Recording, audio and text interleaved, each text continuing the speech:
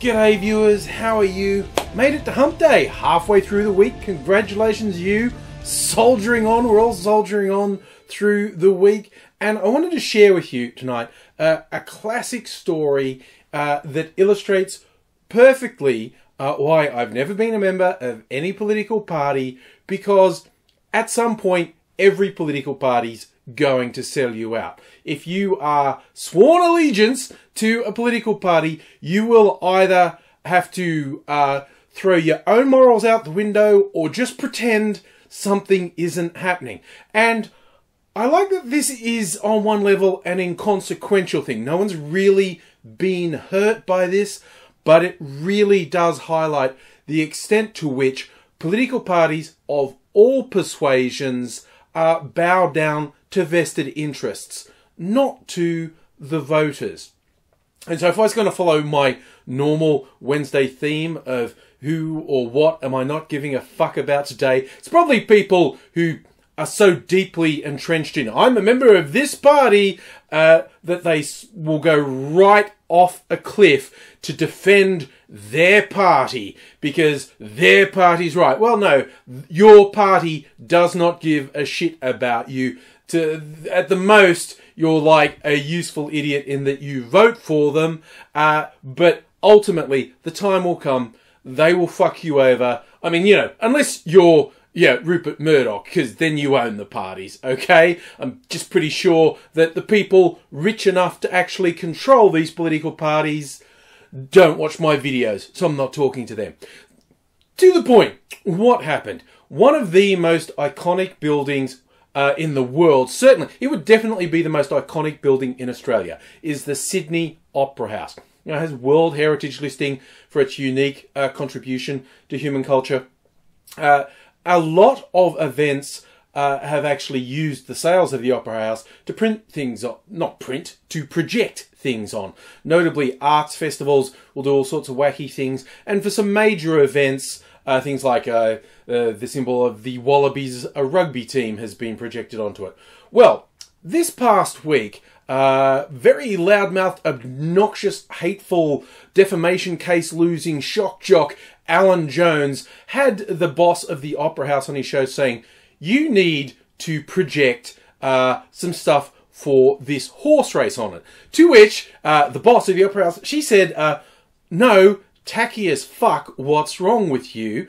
And Jones lost it, just went on this huge tirade, abused her. Who do you think you are? Well, who she thinks she is was the boss of the Opera House Trust, and the actual charter of the Opera House explicitly prohibits the stuff that Jones wanted done.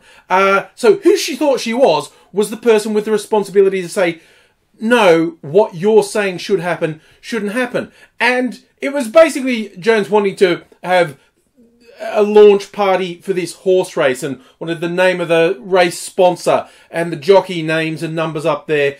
And the boss of the Opera House, she goes, well, no, the whole thing with the text stuff, no, that's against the rules. And Jones just lost it and threatened her, abused her, said, you're going to lose your job. I'm going to call the Premier and you're going to lose your job. And I will hasten to add, this is for a big fucking nothing of a horse race. I mean, look, okay, I live in Melbourne, and I have to tell people the mildly embarrassing thing that people here are so obsessed about the Melbourne Cup horse race, which happens first Tuesday in November, is quite a big deal for a lot of people, and it's actually a public holiday here in Melbourne. So that's the thing, it's known as the race that stops the nation. And a lot of people are obsessed about it. I don't, but a lot of people do. But it's not about the Melbourne Cup, which is the horse race that has some significance to a lot of Australians. And there's a few other horse races that have a bit of history that have less sort of impact on Australian culture. But it was none of these. This is a horse race that is only in its second year. And this is Jones pushing for vested commercial interest. This has nothing to do with Australian cultural heritage. This race is of no significance to anyone except the moneyed people who run it. And Jones, who in the past has been shown to do stuff specifically because he was paid to. Notoriously is known as cash for comment. He'd been ragging on banks for ages because he's the champion of the little bloke. Oh, doesn't the banks treat the little blokes badly? And then the banks paid him and another high-profile radio announcer, John Laws, like $1 million each. And suddenly they started saying good things about the banks.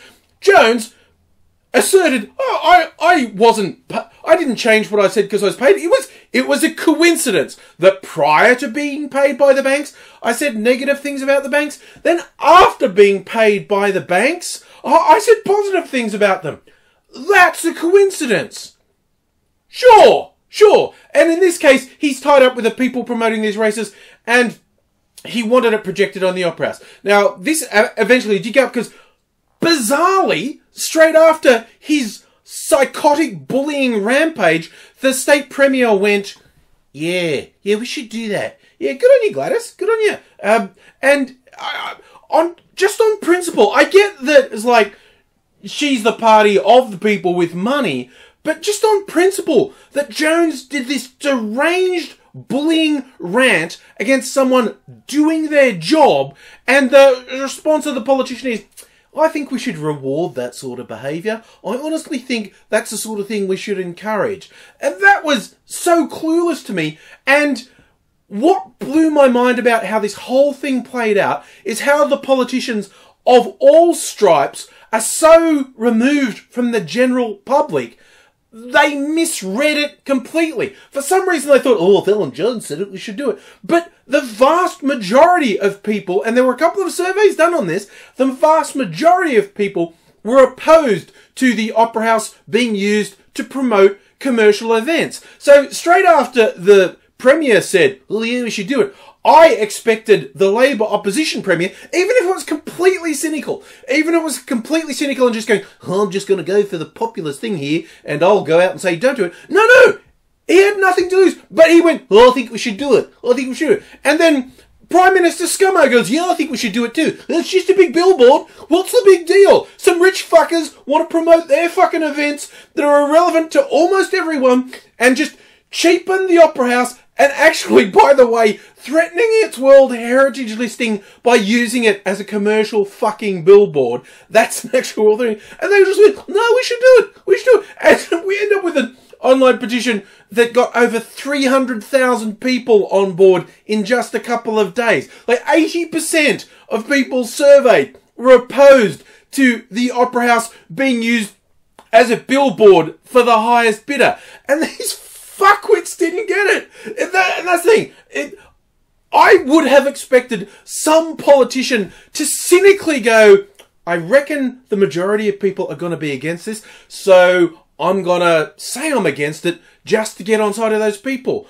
But they're so used to fucking kowtowing to vested interest to the rich end of town, they just sort of went, oh, what's the problem? No one cares. No. And this, to me, this typifies how fucked politicians are and how detached they are from ordinary people, that they couldn't even see the opportunity to cynically exploit a populist point of view.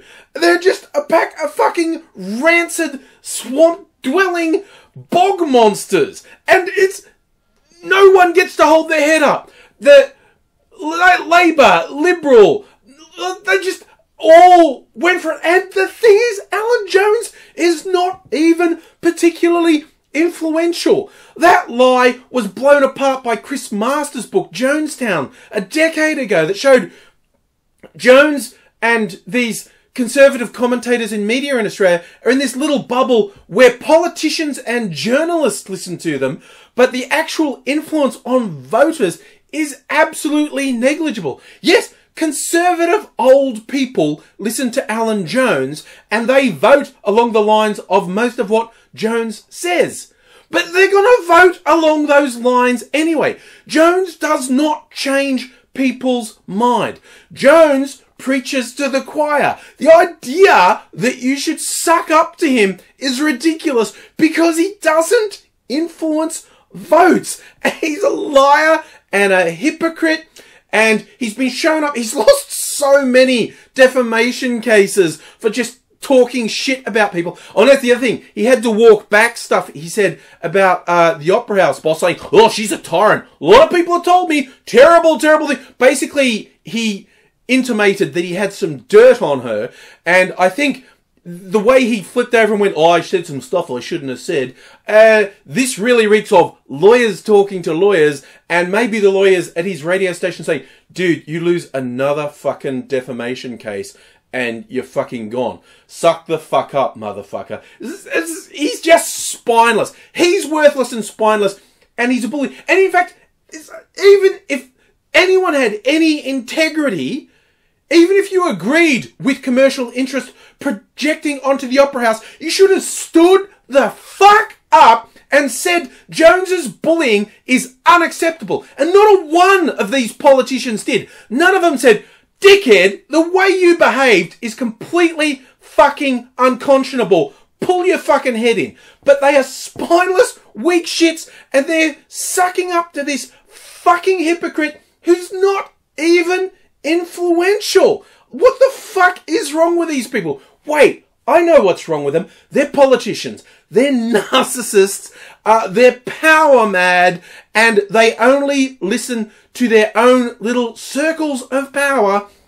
They're fucking garbage, and that's why I never have been and never will be a member of any political party, because I can't fucking stand any of them.